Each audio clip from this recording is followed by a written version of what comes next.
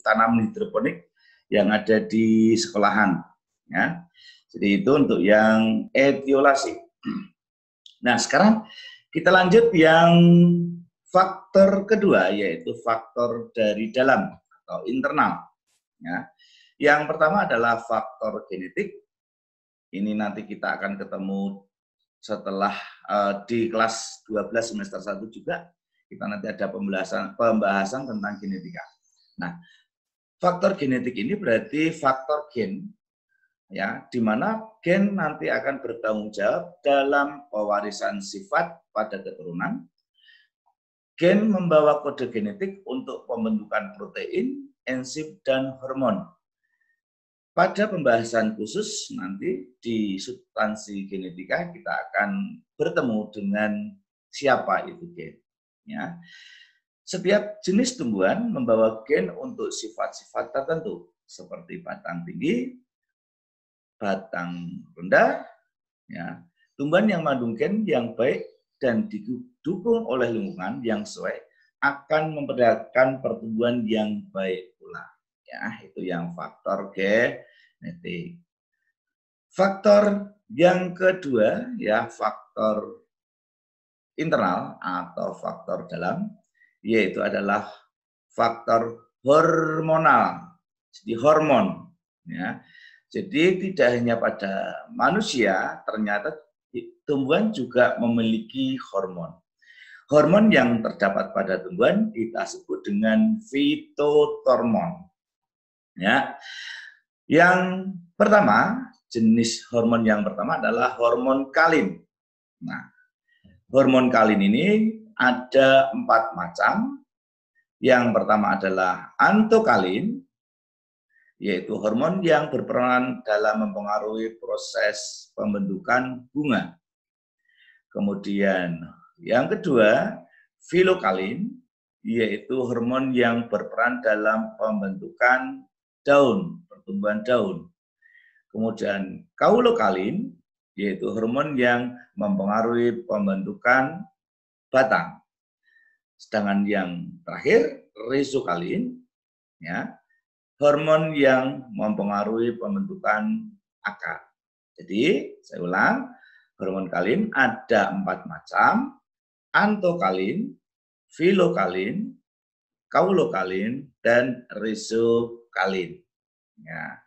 Gunaan hormon yang lain, yang pertama adalah auksin, yang kedua giberelin, yang ketiga sitokinin, dan keempat etilen atau gas etilen, kemudian asam absisat, dan asam traumalin. Kita bahas satu persatu. Yang pertama adalah hormon auksin. Ya. Hormon auksin, ya, fungsinya yang pertama mengatur pembesaran sel, kemudian yang kedua memacu perpanjangan sel di daerah belakang meristem apikal, yang ketiga merangsang pembelahan sel kambium, keempat meningkatkan perkembangan bunga dan buah, kelima merangsang perkembangan akar lateran atau samping. Nah, mungkin pernah Anda atau kalian tahu bahwa tumbuhan selalu bergerak ke arah cahaya, datangnya cahaya. Ini saya ilustrasikan, ada tanaman di pot, kemudian tanaman ini akan tumbuh, ya, mendekati cahaya. Kenapa demikian? Ternyata ini dipengaruhi oleh hormon auksin, ya, di mana hormon auksin nanti akan rusak jika terkena cahaya. Jadi pada bagian batang yang terkena cahaya, hormon auksin kehilangan fungsinya karena rusak. Sehingga pada bagian batang yang tidak terkena cahaya, auksin aktivitasnya lebih tinggi. Sehingga sel-sel yang di belakang atau yang tidak terkena cahaya, pertumbuhannya lebih cepat dibandingkan bagian sel yang terkena cahaya.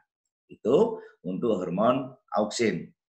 Selanjutnya, hormon yang kedua, giberelin.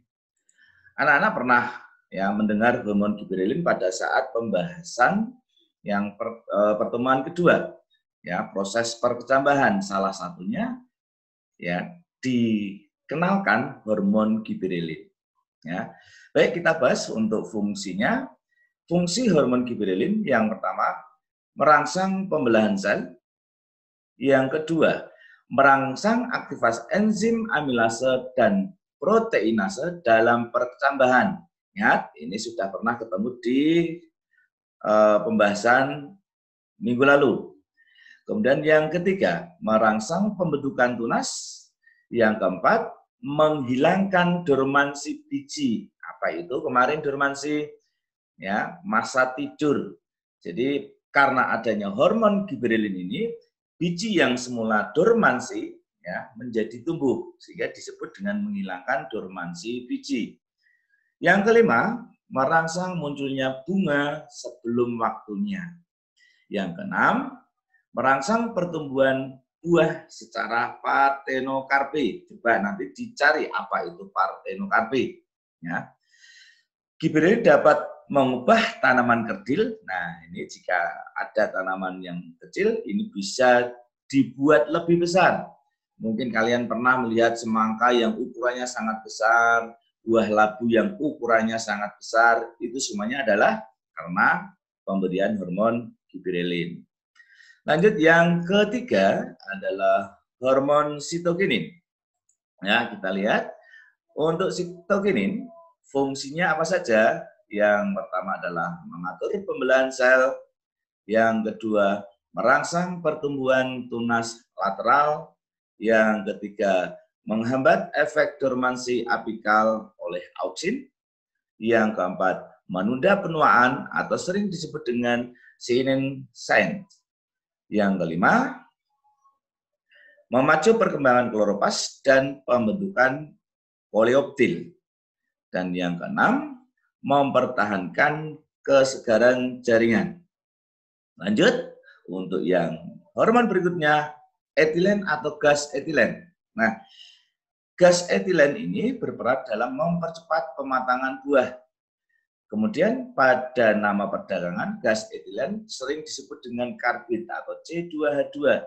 Pasti Anda sudah tidak asing dengan karbid. Ya. Jadi kalau kita ingin mempercepat buah yang kita petik untuk masak, biasanya kita peram, ya, kita peram dengan diberikan karbid. Kemudian yang ketiga, gas etilen juga menyebabkan pertumbuhan batang menjadi tebal, yang berguna menahan pengaruh terpaan angin.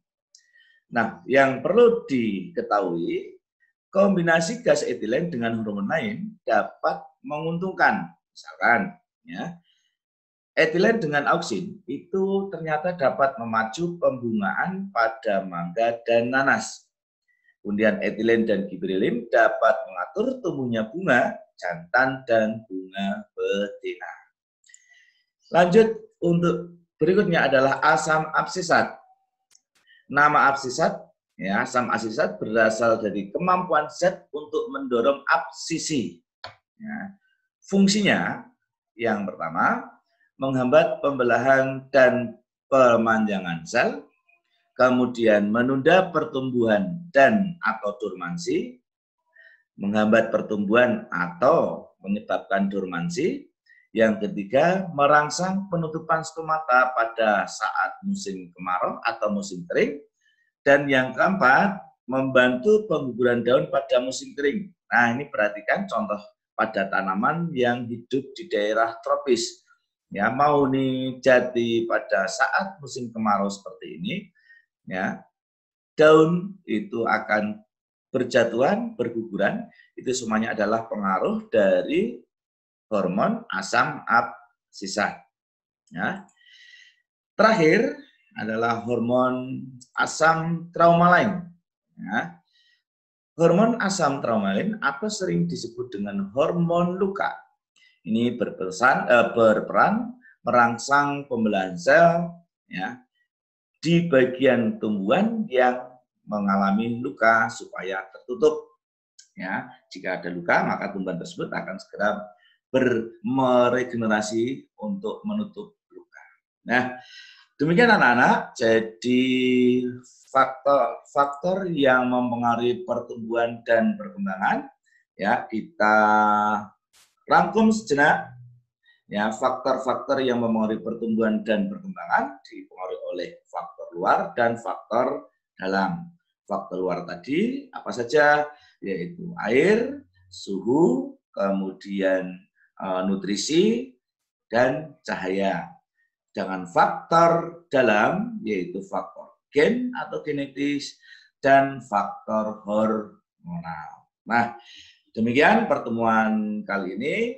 Ya, semoga bisa untuk Anda belajar. Jika kurang jelas, bisa Anda post. Dan untuk materi PowerPoint ini juga akan saya lampirkan. Bisa Anda download. Demikian, anak-anak, selamat belajar. Sampai ketemu minggu depan untuk materi yang lain. Wassalamualaikum warahmatullahi wabarakatuh.